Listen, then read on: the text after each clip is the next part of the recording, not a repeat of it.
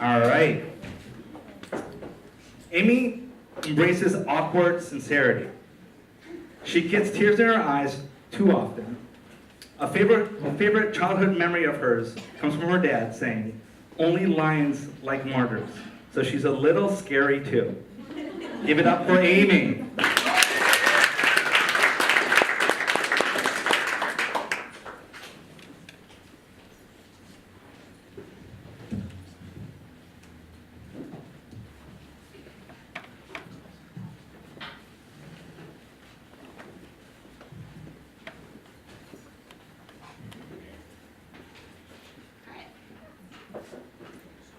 I am very honored to belong to an online forum.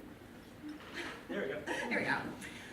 To belong to an online forum hosted by The Atlantic, where we talk about global news and events, but specifically through the lens of religion. It is so cool. And I have to say I was really surprised that they accepted me, because I am one of very few members who is not literally a religious scholar.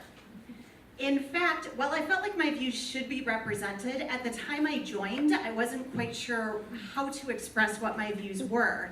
And then another member of the forum introduced me to the term none, which is not that one, but N-O-N-E, none, which is the collective term used for individuals who don't identify as belonging to any particular religion. But see, I wasn't always a nun. Actually, at a point in time, I would have called myself very faithful, and I was raised in a good religious home.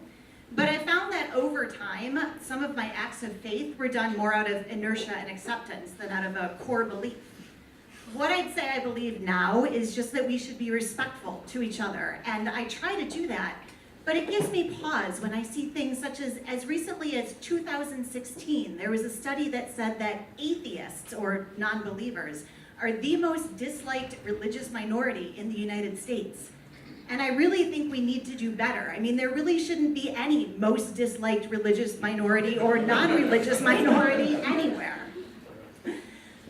But so how do I maintain living a decent life without the framework of religion? Because if you think about it, you could use religion as a kind of guidebook or a prescribed path that promises a better life. Like you follow these particular steps and good things will come, whether to you or to society, either now or at some point in the future.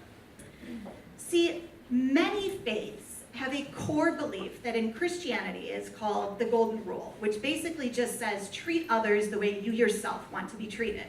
And I actually think that's a very wise rule.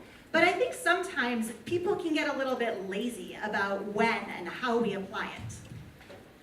See, if you think about it, some of the most influential religious leaders, they didn't want just blind robots following them. They were teachers. They were trying to address social injustice and bring about change and solve big problems. And you don't just need obedience to do that. You need creativity and bravery. So let me talk about a few concrete ideas rather than just esoteric terms.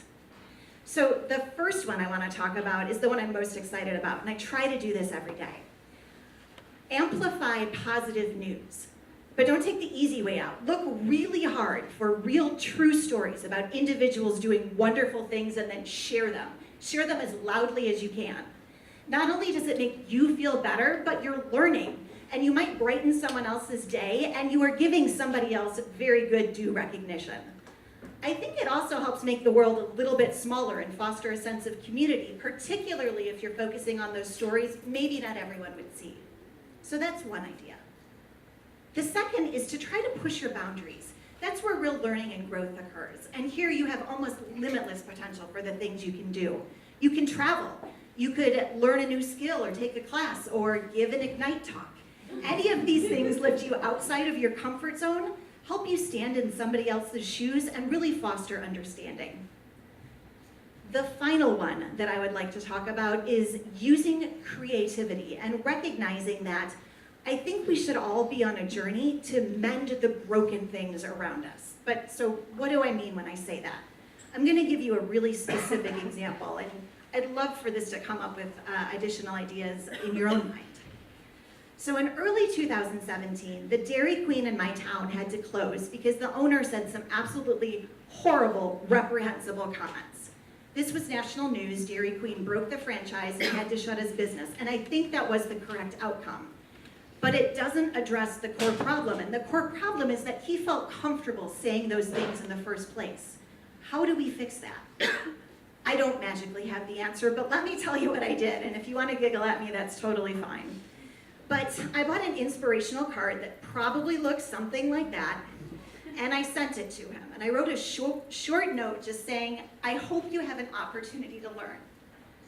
Honestly, I don't even know if he got it. If he did, he probably threw it away.